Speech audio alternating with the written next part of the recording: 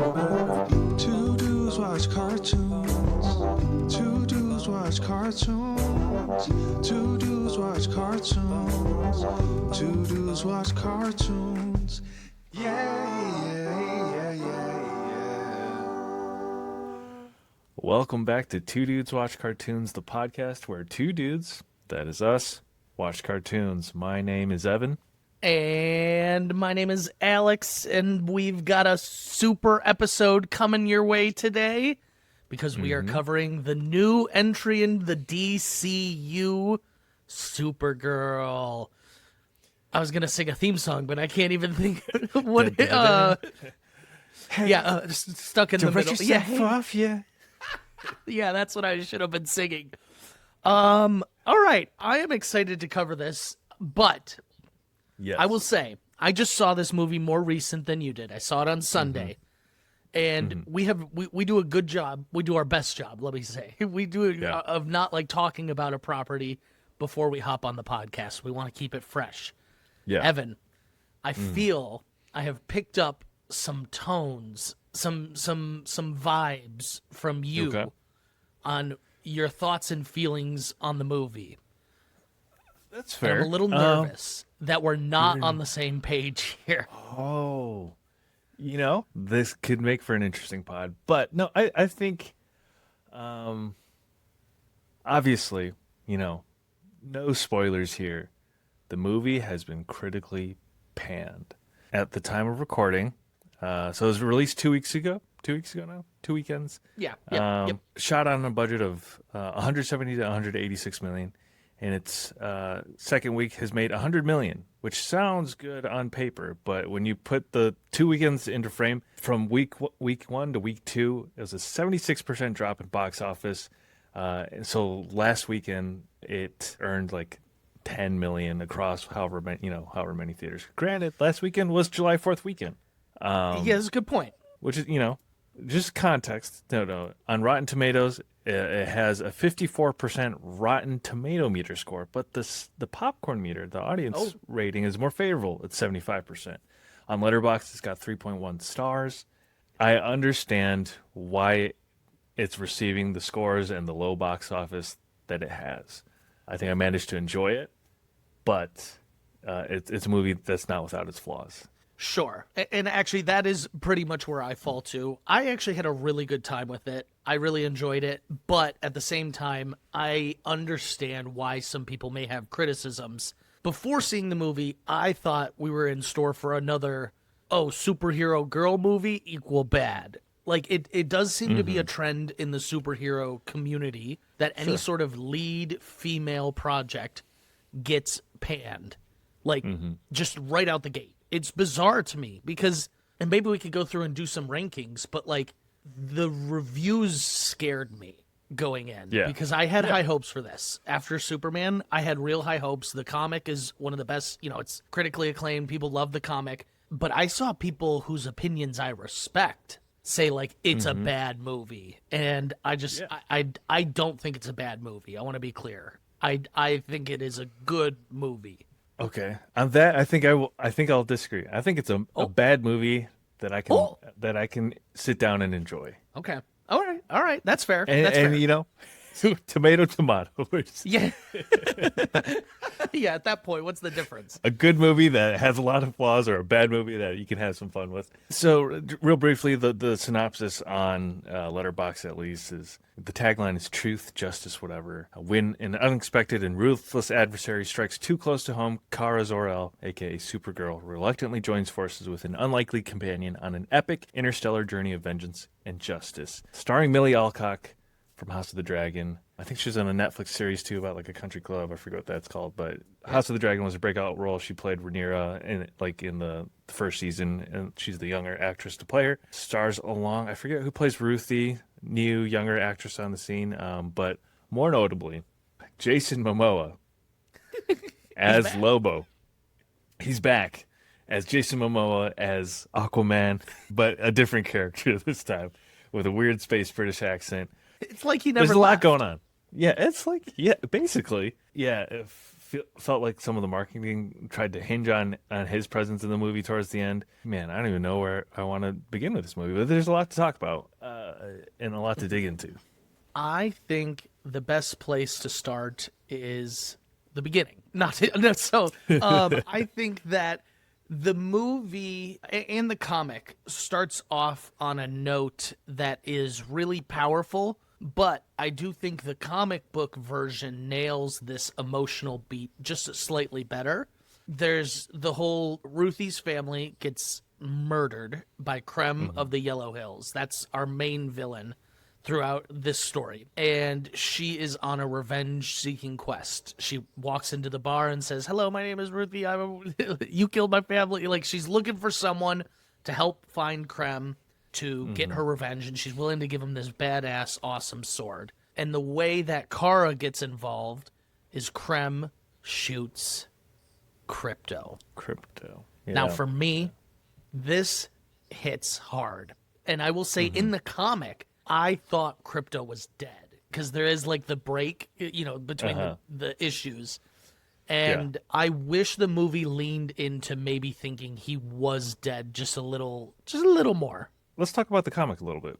Woman of Tomorrow, critically acclaimed run. The movie is an adaptation of it. And I think that's maybe where a lot of the disgruntled fandom, where that comes from. I don't have an issue with how it was adapted. I really, really don't. Like, I am not a person who needs comic book faithful. Like, they're going for a similar vibe. Do I think it's as effective as the comic book? I don't, it didn't pull it off as well. But, like, a lot of the feedback you'll see online is like, "Oh, this is such a great comic." Like, and this is, I think it's just like the reality of things coming to screen and coming to life and like not hitting as hard. Like, so that is baked into this. There's this other section of the discourse, which is like, they might not be familiar with Woman of Tomorrow. They don't like the idea of Kara being a space wanderer. And it's like, if you're not on board for the plot, get out of here. So it starts off with Krem and her getting recruited, and they're in a variety of these like seedy space bars. And one of my actual pieces of constructive feedback for the beginning segment of this movie is, I think don't start with Krem killing her family, like the flashback. I think start in the bar scene. Because no, I don't hate that at all. So I think you nailed it. I do think the comic follows Ruthie's perspective, and like Supergirl is tagging along. I wonder if the movie could have done that a little more, where this did feel like it was Supergirl's movie still, but like comics, sometimes have this way of like Ruthie being the narrator per se. I wonder if it maybe would have been a bit more, we get the themes of, and they try to do it, but by all intents and purposes, the movie follows Kara and her adventure with Ruthie, where I think the comic is following Ruthie, who's meeting Supergirl for the first time, just slightly. I really liked the actress that played Ruthie. I thought she did a really good job. I'd never seen her before. I can't even think of her name, so I apologize to that actress. She was great, but Eve Ridley. Eve Ridley. I thought she did a really good job. It's a interesting role to pull off for someone of that age. And I like what you're saying, where if we're going to make this following Supergirl, let's start with Supergirl in the bar. Or, ready for this? Let's start with Supergirl landing on Earth. I think there was some interesting choices storytelling-wise back and forth, but I did like the flashbacks that we got. I wonder if in the age of superhero burnout, I'm doing air quotes, they're scared to just tell like a traditional straight-up origin story. So they try to do it by interweaving these flashbacks. I think that's valid. The superhero fatigue thing is something that you'll see a lot in like the reviews of this as well. And obviously that factors in, but I don't know. I think if this movie given was that, I still appreciate. It would have ripped. Yeah, that's what I'm saying. I think people would have been clamoring. People would have loved it if this came out 10 years ago. I think their script fundamentally still has problems, but wrong. It's rushed. The pacing is bad. There's like, but no, I see what you're saying. It gets a lot of flack because it's the second James Gunn entry as well. Also, I think most of the flack is more self-inflicted by DC fandom, if you want to call it that, than anything. It's like a lot of people who are preying on James Gunn's downfall from Superman and didn't enjoy Superman. Obviously, we've been sort of in this post-Superman hero comic book era of movies, but like this is where you really sort of have to recalibrate a little bit. And I imagine Warner Brothers has been doing that. I saw something the other day of David Zaslav saying like anything above like 300 million we'll consider a success. So this hasn't crossed that bar, but like there needs to be a recalibration of what success means out post Endgame, because Superman I don't think made $1 billion. I don't think the Batman made $1 billion. Those are both box office. Those are both hits. Did well, box office wise, or well enough, and critically. And this sort of just didn't get anywhere close. To put it in perspective, I think it is either second or third after like Morbius, or maybe ahead of Morbius now in terms of like the box office drop between first and second weekend. And so people are saying the movie got Morbius. I saw. I don't think this movie deserves all that. You know what I mean? Like it's an okay movie. It should just be another okay comic book movie. But because it's female led, people won't let it. I think drop. female led. I think, like you're saying, it's the follow up to Superman. I think there's a lot riding on the DCU's reputation. Like if this was the DCU's entry point, I think like James Gunn could have gotten non-starter. Fired. Like just being honest. Yeah. Also, James Gunn didn't even direct this. It's Craig Gillespie, and I feel like I'm seeing more. Who directed I, Tonya? I forget what else, but I'm seeing more and more stuff about like behind the scenes creative clashes, and even a lot of the headlines I read. The script was written by Anna Nogueira, who I think is a newer writer. I think she's signed on to write a Teen Titans or a Batman movie. Here's a question: should this have been a female director? Yeah. I think yes. Not that it needs to be like a big feminist statement, but I feel like the subject matter of the movie deals with some of those themes and would have been executed better with a female director. I do think what is carrying a lot of my love for this movie is I have in recent years really come to love the character of Supergirl as a whole. I very much I love the powers of Superman, but someone who doesn't have his ideals, his drive, his passion. You know, I'm watching her do all these things, and I'm like, I could fix her. Like, you know what I mean? Like, I just love that sort of. Yeah. It just really works for me, and so I think me having that love for Supergirl probably pushes this movie in a better direction than most. But at the same time, like, I definitely understand some of the criticisms people have. I just don't agree with all of them, even though I get where they're coming from at times. Yeah. I understand the criticism. I think ultimately I left the movie feeling like I wanted to have more fun with it. Now, one very important caveat that I have to give is that I had several beers before watching and during the movie.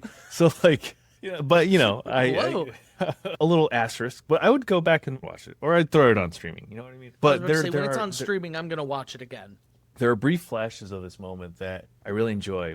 There are times where it feels almost like a Mad Max movie, like Furiosa or like Fury Road towards the end. You know, there's like the Western vibe. They're going through seedy bars, and like some of it's not the most well scripted or well executed stuff, but I love a concept like that. You know what I mean? I love it's not world-ending stakes again.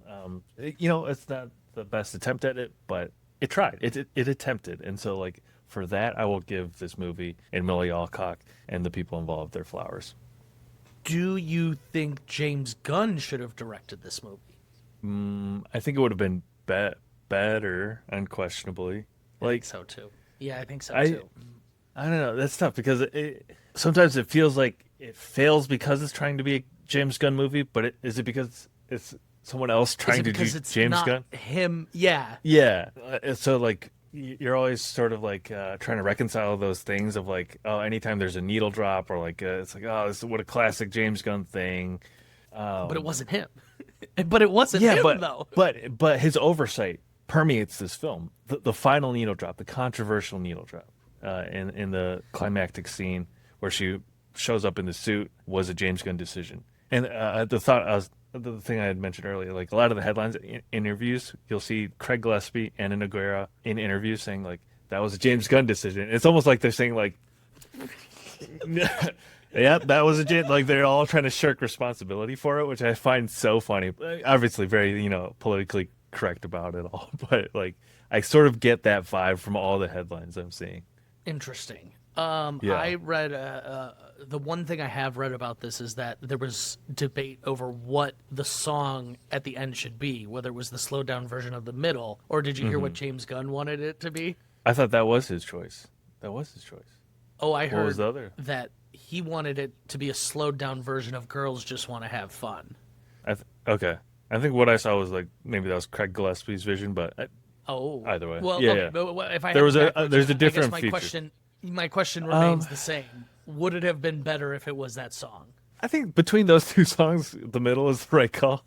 I think the same thing. Yeah. Because the whole movie's about like, hey, don't write yourself off yet. Yeah. Everything No, will be just fine. I thought it, and this is apparently a hot take that I didn't know. I didn't hate that part. I thought it was like, Yeah. I thought it was fine. Yeah. I It think was fun. It's fun. when you are dealing with, yeah, I think it's fun. I really like that song too. But I think when you are dealing with Superman and Supergirl, like the fight itself, like we know she's gonna beat these guys up. Like they are not stronger than her. Sure, maybe they have the kryptonite or dirty tricks or something, but like when she's at her full power, we know she's gonna win. So like I'm okay with a creative choice like this because it's not supposed to be the action-packed like, oh my god, will she beat the guys up? Do you get what I'm getting at? That was part of my struggle with this movie, though, is that it almost felt like she was never really at risk. There were no stakes to it. I guess crypto is sort of at stake, and there's the time, The crypto You is know, the the time stakes of limit. it. Yeah. but there's never a feeling that Supergirl is going to lose, which like saps it of a lot of its momentum for me. Whereas in Superman, Even the Green Sun. there's didn't do so it? many. Yeah, but then they just wait for the sun to set. I don't know. It was Yeah, that was the you know, solution. but like even in Superman, there's so many creative ways of how they're gonna kill Superman, and like you feel this, and you feel the stakes throughout the film, like, and it's like creative and it's inventive, and I wish there was a little more of that. Yeah, I definitely feel that, and this is where I wonder if James Gunn could have done it better, where he is good with those stakes that are not like, oh, Kara's gonna die. More so like, is she gonna run out of this time for crypto? Is Ruthie gonna actually go through and off Krem like Kara doesn't want?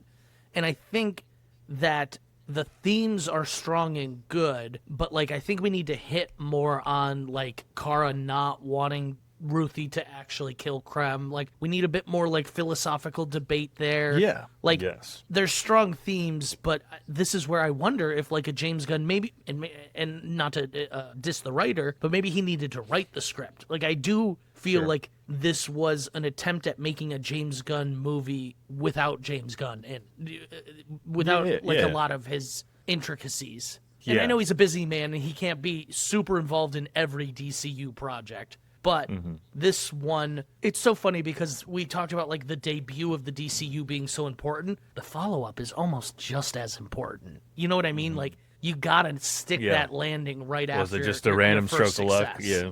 At the end of this movie, Yeah. Supergirl kills Krem, and I think that maybe differs with the comic. I actually haven't finished the comic. I'm on like the last maybe one or two issues, but that seemed there's what'd you I think about it? deliberately didn't finish the comic. Uh-huh. Because I was enjoying the comic so much, but this was about a year ago now when I started reading it. I was enjoying it so much, I was like, oh, I should wait for the movie. I was like, I don't want to like spoil the movie. I know that sounds weird, but I was Yeah. like, I want to go into the movie as fresh as possible. So I really only got to the comic book part where does she have the red kryptonite and she's taken out, which they did like an adaptation of, I feel like with the space bus getting hijacked. How funny was it? Seth Rogen made a random appearance in this movie. Yeah. That took me a while to clock that. People seem to have disagreements, and then maybe in light of like the Man of Steel backlash with Clark killing Zod, people are like, "Oh, but it's okay for Supergirl." It's like, That's not the point. I didn't take issue with this ending. I really did not take issue with Supergirl killing Krump. Neither did And I. I think like what you were saying earlier is there was something left maybe on the cutting room floor, like that. There was more meat on that bone that we should have gotten in the story of her being traumatized and having this like survivor's guilt that I Yes. don't. It was the pacing was just like a little too frenetic. This is going to be 2 podcasts in a row I mentioned this, but this needed more of like a Logan feel at times. Yeah, I think so. She needs to really be carrying the weight of surviving the Krypton, and then what was her second tiny? This was news to me. So her dad creates the bubble that carries part of Krypton, and they call it Argo, into space. Is that new, or is that always part of her origin story? I think it's sort of adapted to screen in some ways. I don't know what the exact origin really like is, that. but how'd you feel about David Crumb as Zor-El? That was What a crazy. fun surprise. They loved he was good though. I thought he did really well. I think for me the stuff that worked is like Kara's personality. I really like that. The crypto stuff, any sort of pet being involved is always going to get me. And I really thought her leaving Argo and her parents, be good. Like, you don't need to be nice, you don't need to be kind, but be good. That stuff all really worked for me. And I wish that we got a little more connectivity into the Ruthie and Kara parts. And that's where I'm wondering, it felt like those scenes were very origin story focused, where I felt like there could have been a bit more sewing together through the plot, and maybe her parents teach her protect others, you do the killing so others don't have to type deal. The flashbacks were my favorite parts of the movie. I think those were the moments where they allowed the character to breathe a little bit, motivations to breathe. The Argo one, there was a brief moment where it flashes back to her in Metropolis for the first time, and she has headphones on. The background noise is really loud, and it sort of quiets down once she puts the headphones on. It was little character moments like that, and Millie Alcock does wonderful with them. But I just wish this movie had more time to breathe throughout, and it feels like there's maybe a mandate to keep it short, keep it tight, because there's a lot of fun stuff they could have done. And I think what you get out of it is a mishmash collection of bar scenes where nothing's really ever at stake. What did you think of David Cornsweet? His few pop-ups in the movie. He's great. I love him. I didn't love that we had to see him on screen or whatever. Yeah, the one moment where they actually get to talk to each other was really nice. And then, he has the iPad FaceTime scene is just give us another dialogue scene between them instead. He's got the ending part too, though, which I thought was really another solid moment where she does come back to Earth. I mean, that was the ending of the movie. That was the final beat. Yeah, I thought it reaffirmed me feeling oh yeah, this is fucking Superman. You know what I mean? This is the guy. I wonder if there's more. And I know we don't want to make this movie about him, but I'm wondering if there's more their ideals clashing that we could have gotten. Once again, there was I'm talking about with this Kara, you take care of business so the people like Ruthie don't have to.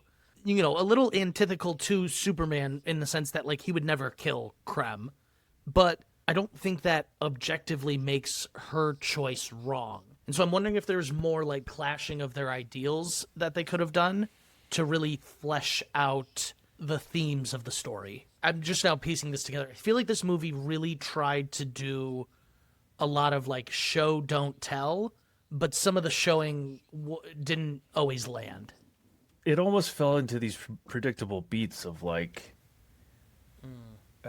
they show up in a new spot, have some quippy banter, bar fight. And that just repeats several times, almost to the point where, because I had several beers throughout, I went to the bathroom 3 times during this movie.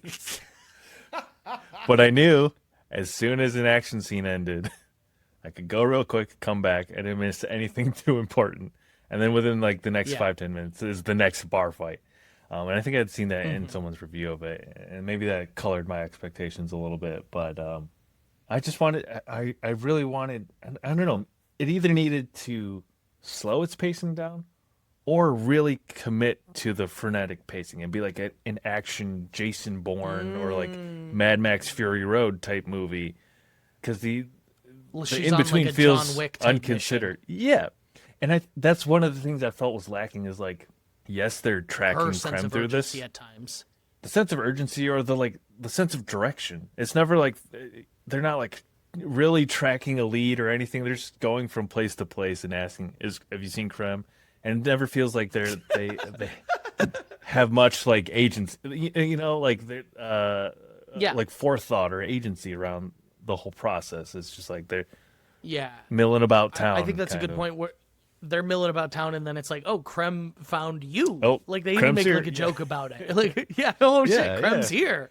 No, I think that is I think that's actually a really astute observation where you know what, and I think now that we're talking about it, I really liked the scenes individually, but I think what I'm talking about is like sewing them all together could have been much better done. That's not a sentence. Yeah. You get what I'm saying. Maybe this is just me wanting something else out of this movie, and I'll give it a rewatch. But like, I wanted to feel like more focus, or like more of the walls closing in a little bit on our characters, where they feel in danger. I'm thinking of like Old Boy is like a vengeance movie where like Whoa. the dude's just one track minded, gonna go like, and hundreds gangsters show up, and it's just like getting through that and like getting to the end. I actually think you've nailed where we need the space scene. We need the space scene's energy to pick up and the pacing to pick up. And I think it makes the contrast to the flashback scenes stronger. And then maybe, like I said, we can focus on the themes and lessons in those and tying them back in. But like when they're just taking a nap at that couple's house, like waiting, and then we go to a flashback. Yeah, it doesn't hit as strong as if they were like on the run from Krem and his goons, and then we are getting those flashback scenes. It's either like they're on the run from Krem, or they are taking out different groups of Krems and like getting to the final boss. Like it just sort of, it never really felt like a progression one way or the other to me. Several beers in, so Let's just let's go.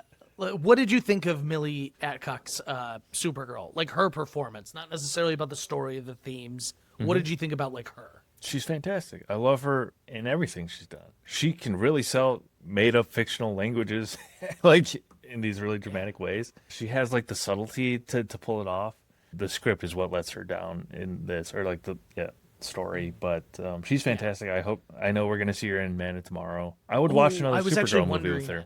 Me too. I think after the reception of this one, she might not lead her own movie again, but I really hope we see her throughout the DCU. And I guess part of it is I'm watching My Adventures with Superman right now, and it's not that I dislike the Supergirl in My Adventures with Superman, but I really appreciated this more tonally different. Like, she's not... Like, the one in My Adventures with Superman, the whole bit is like she's an alien new to Earth. Played for comedic effect. Right. And I like that this Kara is really carrying the weight of being... Like, Clark doesn't carry the weight of being like the last Kryptonian because for all intents and purposes, he considers himself an Earthling. You know what I'm saying? Mm-hmm. Where she is like, no, I am the last of our people.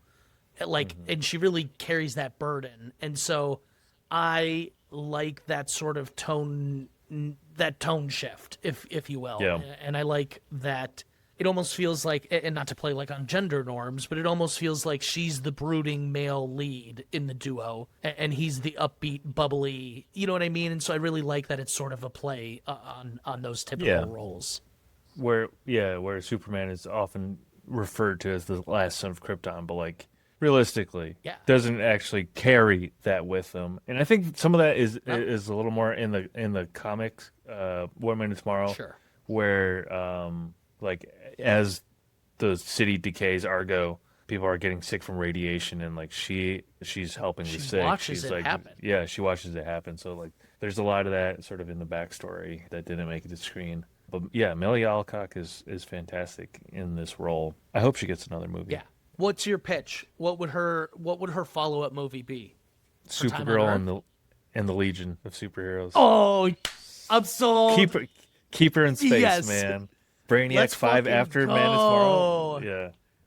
Yeah. Romance. Yeah. That'd be awesome. Do you think Brainiac is gonna have Argo? Because it really reminded me of like Brainiac's like dome collections of 50s. civilizations. I don't think so. I think that'd be a stretch for general movie-going audiences. But I'd be up for it. Yeah, I love that sort of the 50s Brainiac vibe, where he's not like a supercomputer. Yeah. So we talked about Millie. We talked a little bit about Ruthie. What did you think of, and I don't know the actor's name actually. I'm sure he's famous, but what did you think about Krem and his performance? Matthias or Matthias Schoenaerts. Schoenaerts. I think he's a famous overseas somewhere. I thought he was good. Yeah. Krem is ultimately kind of a forgettable villain, you know. Right. But he does a great job in the role, and I think this just goes back to like you never really feel like Supergirl's in danger. Yes, there's like a kryptonite arrow at one point. And yes, Crypto's dangerous, but like I think he works with the material he's given. He's fine, but not memorable. How do you feel about Krem not being hot like in the comic book? I thought his appearance was pretty scary, like in a good way. I think we talked about Krem being a forgettable villain. I think the actor did well with the material, where this could have been like an MCU villain where you just like totally forget about him. I do feel like he stepped it up just slightly. You know what I mean? I'm not saying he's like best villain of all time, but I thought his performance was a little terrifying at times. Not like actually terrifying, but like I feel like he did a good job with the role of a forgettable villain. I think it'll stick with me more. You know what? And now that I'm thinking about it, like you're talking about these stakes, and you're so right. There needed to be a scene of him being like, "I'm gonna dump out this antidote. Like you could beat me, but you're not getting your fucking dog back." Like I needed him to like take it up, not the actor, the character, to connect the stakes. This is where I'm saying I feel like James Gunn would have done some shit like that. James Gunn understands the stakes and like what is actually gonna hurt the audience, and it's not a kryptonite arrow. And this gets into some of like my Mad Max comparison, where like in the third final act of the movie, we see some of the women he's captured and he's trafficking. The brides, as they call them. Yeah, the bride. These are children also. You call them women. Let's call them children. Several beers in at this point. But but like we never connect. I don't think it's even really that strongly implied, but beyond them saying these are the brides, like the viciousness, right? Like in Fury Road, you see all the terrible things that whatever that guy, big fat Australian Joe, white hair. you see, what being the bride means and why it's terrible, and like how it affects their lives and why that's a bad thing. Here it's like kind of implied, and what it honestly reminds me of is Batman vs Superman, where the first reveal we get of Ben Affleck in the Batman suit is he's in the Gotham basement freeing the women in the cage, and that's all they have to say about that. You know what I mean? Like it's so, hey, we're doing a thing about human trafficking. Like that's you know what I mean? Like it has nothing beyond that to say, which I think is a fault of the script and the director. Like I mean, in the times we're in, it's a missed not opportunity to get political, for sure. I think there's a missed opportunity to make this a more poignant theme throughout the film. And so, I agree with that. Like, he definitely falls on the side of forgettable villain, but I think the actor did a decent enough job to, like, step it up just slightly. Yeah. So that's... You know what? What I'll give you another... Go ahead. Sorry. I'll give you another comparison. No. He does a great job with the role. He's Mickey O'Rourke in Iron Man 2. It's just like... He was there. He did in fact act. He did good. That sounds like a criticism, but he did his honestly, he did his job. It was not good in the context of the movie. It was fine. Right. That's funny. I always think of like the Guardians of the Galaxy, like the first two villains. Like they kind of like, who are they? What are they doing? Like, you know what I mean? Yeah. Okay. So, what did you think about Lobo? It was fun. Yeah, I had fun with it. Yeah. Have we found the outer bounds of Jason Momoa's acting ability at this point? Perhaps. I think he's so. He's doing it all. He was a mixture of Aquaman and Duncan, Idaho, and Khal Drogo. So in essence, just Jason Momoa. Just Jason Momoa. I wish that, kind of like you were saying with the pacing, where you wish it would slow down at times or speed up. I almost wish there was more Lobo or like no Lobo. Does that make sense? It felt like a very awkward, middling amount of Lobo. Mm-hmm. Yeah. Or I think it would have been fun to lean more into, like, give him and Supergirl some aspect where they're going after, he's trying to grab someone, but she needs him. Like, I think they could have. There was fun with more it, for that sure. could have been done. Yes. Yeah. Yes. And I even think there's like a a Darth Sidious like Lobo being like, "Do it," and Supergirl's like, "No, don't do it," like to Ruthie at the end. I know this is not like the comic, but I almost felt like there needed to be like a bit more of a trio moment between the three. I almost felt like that was missing with how much they wanted to make Lobo part of this film. Yeah, they have a couple action set pieces, but yeah, they don't have a whole lot of like interaction between the three of them. I think Ruthie has a moment with him in the jail cell. Supergirl, Which they was mostly nice. I fight. like that. Yeah, I would take Jason Momoa as Lobo again. Oh, Yeah, I'm sure this is mostly just an introduction for him. That's why I'm not like super upset by it. But this movie made me realize like I want to get into it now. Like we're in the DCU. We've had a couple entries. Like let's fucking go. Let's rip and roar it at this point. Yeah. You know what I mean? Man of Tomorrow is up next on the slate, which will have the Superman There is cast. Clayface and Lanterns. Lanterns. technically. True. Yeah, okay. You are correct. How do you feel But about for- that? They're, I'm excited for Lanterns. I think Damon Lindelof is a genius of our times. oh, I forget he's involved. Okay. Yeah, dude. Like I think Damon Lindelof has made, like, I mean, Lost, The Leftovers. He also did Watchmen. Like I think I think dude just doesn't miss. There's been a lot of people, I think rightfully sort of questioning the approach with Clayface being next, and there's like a Girl of God and Jimmy Olsen series in the works apparently. But I also think there's a fair amount of like revisionist history going on where, and granted, where I'm pulling this from is like the DCU Reddit. So like let that inform who is right, forming these opinions. But it's like a lot of the discourse in there is like, this has been doomed from the start. Like a lot of James Gunn naysayers, but it's like Superman was fucking awesome.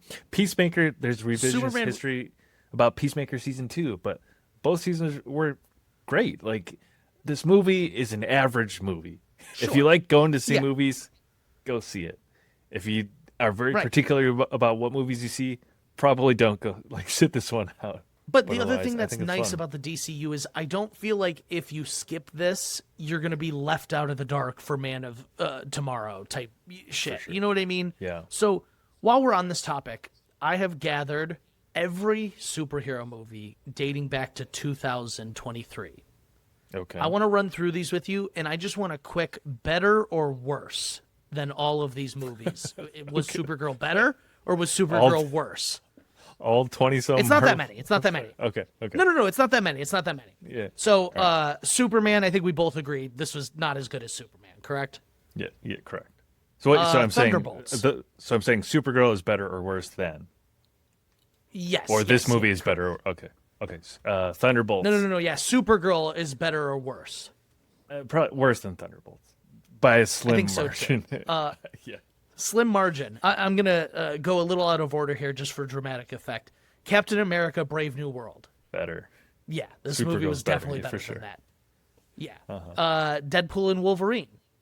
Yeah, worse. I think so too, but I don't think like largely worse. Across the Yeah. Spider-Verse. It's so qualitative. Okay, wait. Yeah, worse than No, across. going back to Deadpool and Wolverine. Yeah.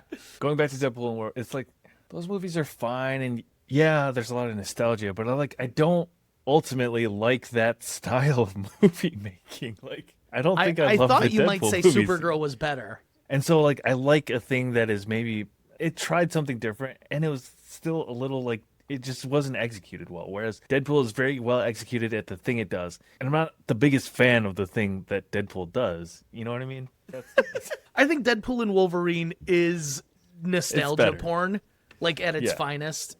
And so yeah. it just depends on if you enjoy that or not. And I know you are not crazy about that sort of thing. So I did think this one would be a bit hard for you to answer. But moving along, we both agree it's not as good. Supergirl is not as good as Across the Spider-Verse. The Marvels. I haven't seen that one. So Okay, you tell me. that answers that. I think Supergirl's better than the Marvels, but once again, I think it's right in the same similar wheelhouse. Honestly, Sure. I think that one's been up in the conversation Guardians- because of the Go ahead, female go ahead. leads. I'm sorry. No, I was just saying Right. that And one's so- in the conversation as well. Yeah. That makes sense, but you haven't seen it, so we're not counting your opinion. Guardians of the Galaxy 3. Worse. Yeah, definitely worse. The Flash. Better. I think this is probably just slightly better than The Flash, and you know I really liked The Flash. Blue Beetle. Haven't seen it. Oh, okay. Quantum Mania. Ant-Man. Better. Yeah, I think Supergirl's better than Quantum Mania. And then this is the one I'm really curious about your opinion. Was Supergirl better or worse than Fantastic Four First Steps?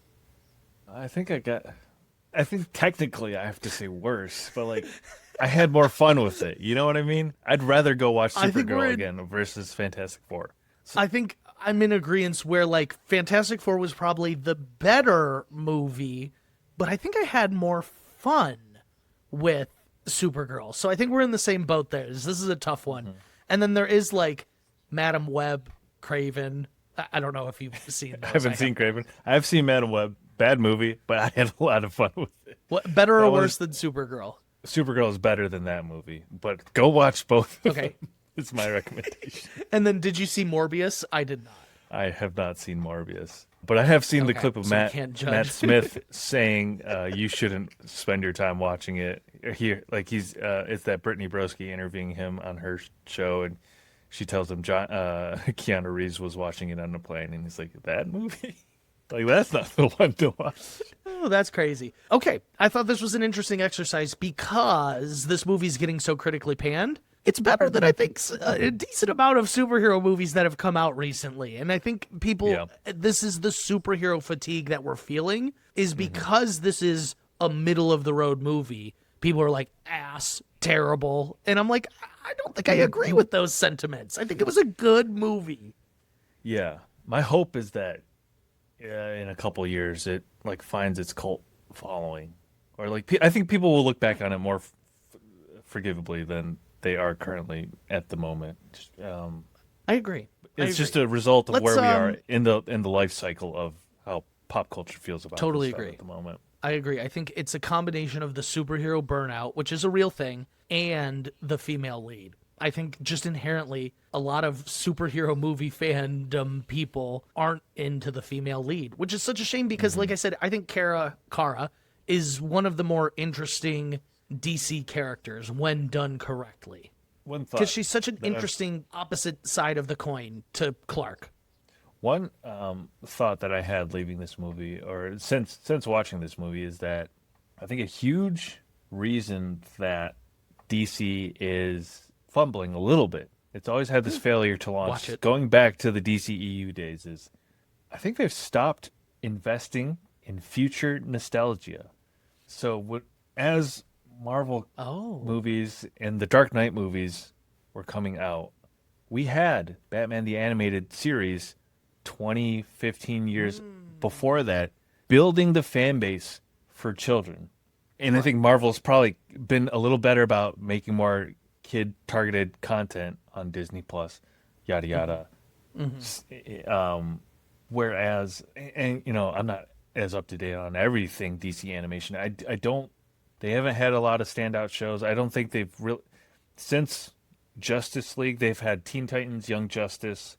Teen Titans is now Teen Titans Go. So like maybe there's a bright spot in Teen Titans, but like it's not like there was a Supergirl animated series that was beloved 20 years ago. Right. She was a character in Justice League Unlimited. She showed up in the Superman animated series, but relatively minor roles. There's the Supergirl CW show, but again, that's like an older audience. Like different. you know, the affinity, like the viewership is going to be smaller. The affinity, the fondness for it, like I think. It's not. Yeah, So I get what long you're as saying. they it's not like there keep was, dropping the ball there, they're going to struggle with films in general. Sure. No, I think you're right. It's not like there was like a bunch of Supergirl stans lining up opening weekend. Like, oh, I've loved Supergirl since I was 5 years old. Like, that is a really interesting point. And it's going to be similar with Clayface. There's not going to be a bunch of people who are like, oh, I've loved Clayface ever since I was 10 years old. Like, you know what I mean? And Yeah. so I think you're onto something there. I don't know exactly what the fix is in this moment, because like they don't have 10, 15 years to really start like bankrolling these things. I think their fix in what they will default to is like just Superman and Batman, which is a worry of mine. I don't want them if it's our Pattinson, if it's Pattinson, give it to me all day. Dude, more and more his hair is dyed. Oh no! So his hair is dyed during Odyssey press tour, so he's out there. He's in the suit. I'm baby. so fucking excited. He's probably in the suit right this second. Cool. Let's do this. I want to go over what was your favorite moment or highlight of the film, and then we can probably get into our closing thoughts here. I loved the flashbacks of Kara on Argo, Krypton, and briefly in Metropolis, her interaction with Clark. And then also I loved the motorcycles circling around her in that sort of climactic scene. You love Mad Max. I love Mad Max movies. I was like, okay, I could get into this if this was the vibe of the movie. I didn't love her just being bedridden for like a day, and the solution was it was just like, well, we gotta wait till the sun sets. Like, okay, that's a convenient plot device. Okay, yeah.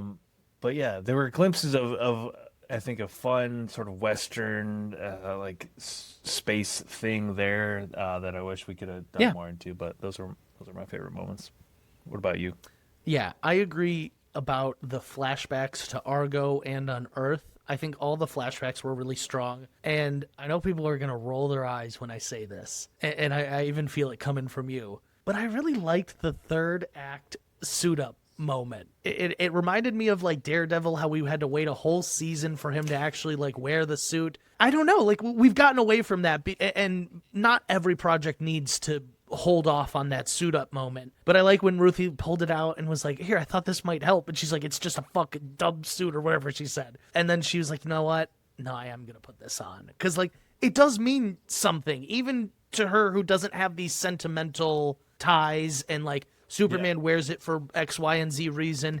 She put it on for the same reasons, even if she's not like verbalizing those. Like, you know what I mean? Like in this moment. And I really liked her mom being like, be good. It doesn't mean be nice, does not mean be kind, but be good. I think too many people like associate, especially like in Superman's life, all those are a little synonymous. He takes those all very literally, where Kara is like, I'm going to do the right thing, but like, to people along the way. You know what I mean? And I enjoy that aspect. And so I thought the suit up moment was, but once again, kind of what I was talking about before is like, it felt a little understated. I do wish there was a bit more of like, I'm wearing the suit. Oh, you know what I mean? Like, she doesn't need to say that, but she imbues it with meaning at the end. Yes. You nailed it. Thank you. I could have kept rambling, but you just hit it right there. She imbues it with meaning.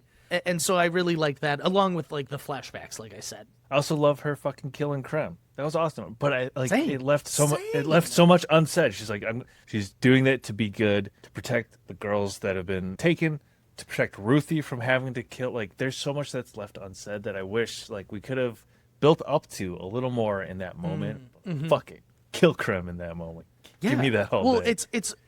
It's like how Batman is always trying to stop people from killing people. He's like, because it'll go with you, it'll carry with you the rest of your life. Like, you won't be able to do it. But she's like, but fuck it, I can do it. Like, I really appreciated that sort of she's seen death on a massive scale. She's like, I can do it. I don't want you to do it, but fuck it, I'm gonna do it for you. Okay, I love this movie. 5 out of 5 stars. Yeah. I think we're hitting on something, and we talked about this with Toy Story 5 recently, where, like, is it a perfect movie? No, but I really had a fun time watching it. You know what I'm saying? And that just carries weight to me. And by no means am I going to sit here and be like, the DCU is, like, 2 for 2. Like, I understand the criticisms of this movie, and I would never try to, like, fight them tooth and nail, but I feel like too many people, and I do think this is part of like our media landscape, too many people get caught up in their criticisms and they get in their own way of having fun. I can totally see that. So what does that translate for you on a 5-star scale? This is hard. I've actually given this more thought than I have given any other rating, because I want to be fair, but also like I want to like maximize like the fun that I had in it. So I think I am going to give it a 3.5 out of 5. Was the lead up to that your closing statement? I guess do we No, usually let me do those finish. together? I apologize. I got so caught up in my own head. So the 3.5 out of 5 is for a variety of reasons. One, there are criticisms of this movie. There is the James Gunnification that maybe doesn't land because he's not a part of it, but he's trying to be part of it. There are pacing issues, as we pointed out. There's some connectivity issues where I really enjoyed the scenes standing alone as is, but they needed to be sewn together a bit more, like, carefully. And I think the theme, while good and strong, definitely gets muddled throughout the way of like what we're actually telling a story about. As far as an adaptation goes, I have no problem with the deviations from the comic to the screen. That's, to me, never anything I'm usually going to get too caught up in. And so I had a lot of fun with this movie, but I also recognize the criticisms. 2 feels way too low. 3 feels just about right, and I'm giving it the 0.5 for the fun I had along the way. Fair and good. Okay. I'll tell you where I've been debating. And coming into this conversation today, I was prepared to land on a 2.5. And maybe by the end of my closing thoughts, maybe it'll lift, but I might still land there. I don't know yet. It's your rating. It's your rating. Yeah. For me, I had lots of fun with this movie. Like, don't get me wrong. I might have sounded like a hater throughout this thing. Whole caveat that I had several beers before. One during, several beers after. So, maybe I should go back for a clear-headed viewing. But ultimately, my experience with this movie was a frustrating one. Not because, like, any, glaring flaws with the script, but, like, the pacing. Like, this movie never hit its stride. And it's the pacing, it's the scenes not really tying together. You're sort of in these little vignettes, which I get could be, like, a vibe, but, like, they don't.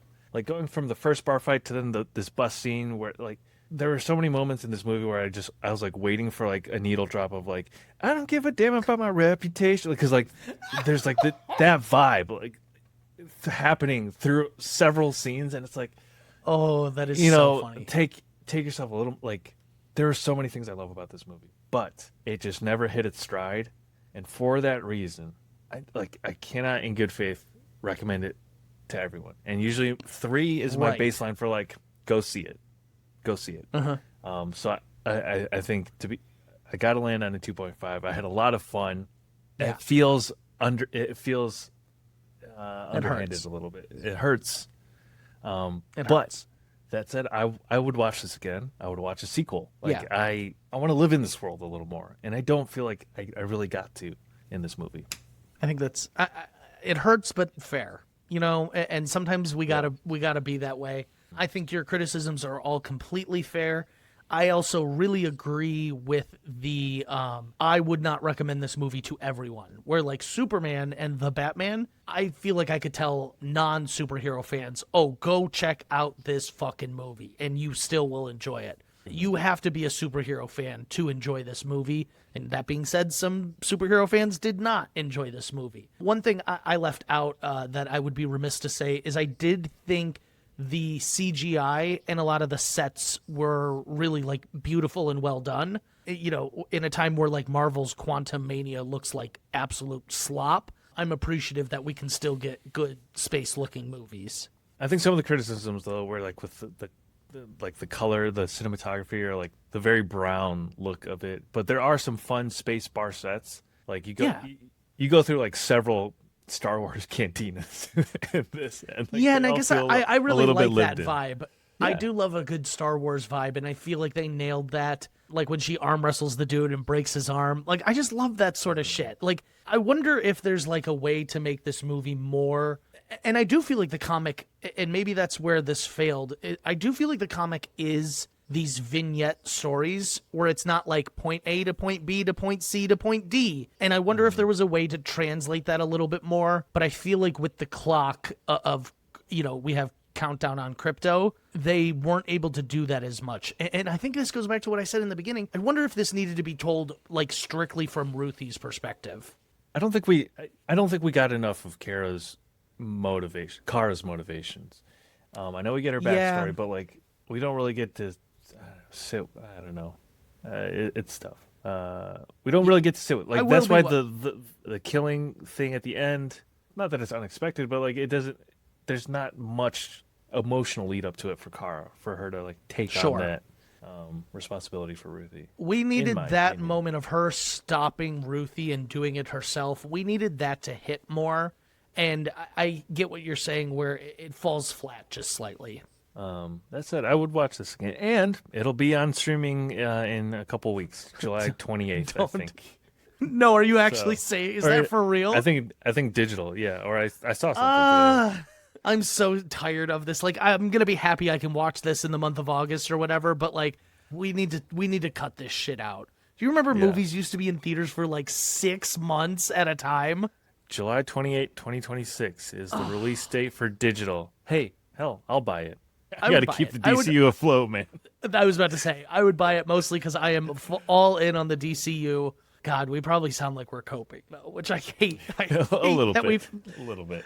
It's so annoying because we shouldn't be. Like, this is not a bad movie. This is not. But, like, it is not without its faults. But, like, people, I think, are blowing it out of proportion. This to me is on par with Aquaman as a movie. It's Yeah. which sounds like a burn, but I love. I was going to say, Aquaman. I can't tell if that's a burn or not, but I remember you do love Aquaman. I love Aquaman. It's just like it's a fun popcorny movie. Right. And I don't think there's anything wrong with that, specifically in the superhero genre. Like, you know what I'm saying? So I do think people are being a bit harsh on it. It's a weird middle ground where I feel like people are being too harsh on it, but at the same time, I understand some of the criticisms. You know what I mean? Yeah. All right. So we've given our scores. We've given our closing Yeah. thoughts. But where does this all leave the DCU? We're at a very tenuous moment with DC properties. I'll tell you where I know where it leaves us. Man Yeah, of Tomorrow becomes all that more important. It has to be a fucking banger, money wise, story wise, character wise, or the DCU will be in some trouble moving forward. Yeah. Because the merger's going through. Yes. Paramount. So I would consider a lot of things up in the air. But, you know, that's just. It's such a my- shame. Oh, it pisses me off. Because, like, here's the thing. I think Lanterns is going to slap, but it's not going to make them, $300 million like they need. Yeah. You know what I'm saying? And Yeah. so Man of Tomorrow now has more pressure on it than it did before. And Which are impossible expectations.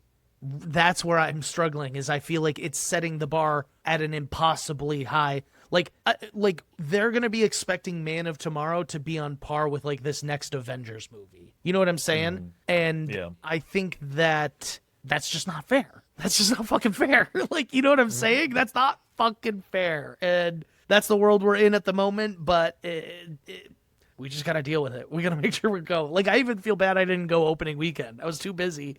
But, like, I'm part of the reason. I'm part of the problem. I will be curious to see how Spider-Man Brand New Day does. I mean, that movie's going to be sick. Let's be honest. You don't have hope in it, though. Oh, I forgot. You're not hopeful. I'm not big. I enjoyed the first one.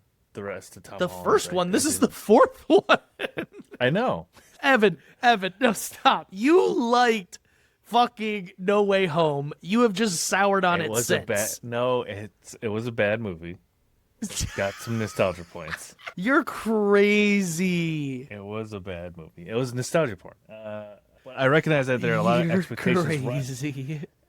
riding on that. But like, there's some shit I saw about Brand New Day where they're like recreating comic book covers, not with CGI, but in real life with wires.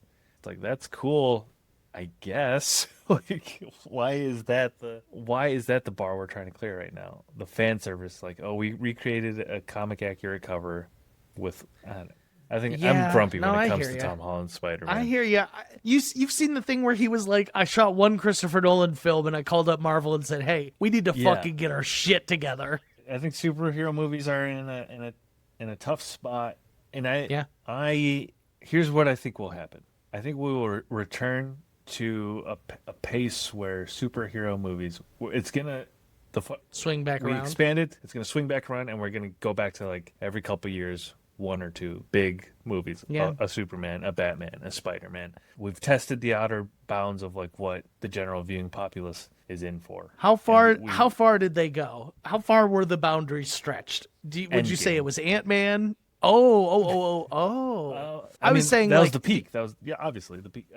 or was it like, or is it Guardians of the Quantum- Galaxy? But even that, that had 2-3 good installments. No. I maybe I misunderstood what you meant. I meant more so like not like how they tested the boundaries of like who can we make a movie about? Like, will these people go see any superhero movie?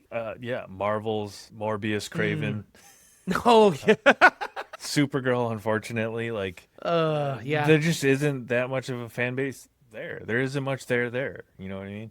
yeah. It's just a sad reality. But, us comic book superhero nerds have had our moment in the sun. Let's cherish what it was at the time, but like we should be comfortable, Yeah. enjoy what we get, and not be so sour. Yeah, I think you're right. As sad as it makes me. Yeah. Shit. Now we're not ending on a hopeful note here. Do you have any final thoughts? Final thoughts before we wrap up here? If you are a fan of comic book movies, go see these movies and have fun. Quit being a fucking sour puss. As I give a 2.5, like, but a very qualified 2.5. Yeah. Yeah. Okay. That's the running meme though. The running meme is like DC fans on the internet, and then it's like stadiums full, and then DC fans when a movie comes out, it's like an empty theater. That's very true. Yeah, God, like it is. a lot of this is just online discourse, which I think is misguiding investors, producers. Okay. Wrap us up. If you enjoyed this episode, we have a ton more in our backlog. Go check it out. We're back, baby. It's the summer of Two Dudes. Expect more Summer of Two episodes. We got a Dudes. lot to cover. We got X-Men 97. I don't know if you've watched any of that. Ooh, it's pretty good. My Adventures with Superman. There's other stuff too. Also, I know this is what started the podcast and we've never covered it. Rick and Morty is back in full swing. These last couple seasons are bangers. Just gonna put it out there. There's a ton more coming. So just keep your eyes and ears out. We will be back in your headphones. Yeah. That'll do it for this episode of Two Dudes Watch Cartoons. We will catch you next time. Two dudes watch cartoons.